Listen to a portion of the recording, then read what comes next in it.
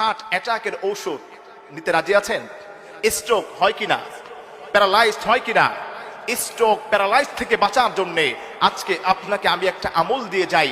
এই আমলটা যদি আপনি সকালবেলা 100 বার করেন, রাত্রিবেলা ঘুমোতে যাওয়ার আগে 100 বার করেন, আপনার হার্ট অ্যাটাক থেকে বাঁচায় দিবেন কে? আসতে বলেন কে? স্ট্রোক থেকে বাঁচায় দিবেন কে? ক্যান্সার থেকে বাঁচায় দিবেন কে? বড় বড় রোগ থেকে বাঁচায় দিবেন কে?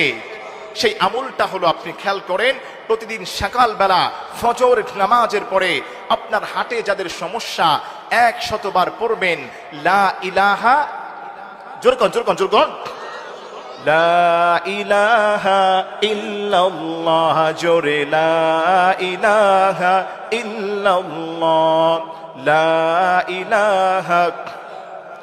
এই যে দেখেন কিভাবে করবেন, এই যে শুরু করলেন লা ইলাহা ইল্লাল্লাহ, বলেন এই যে এখান থেকে শুরু হয়েছে, বাম দিক থেকে শুরু হয়েছে লা ইলাহা ইল্লাল্লাহ। এই বাম দিকে একটা ধাক্কা দিবেন আপনি এসে।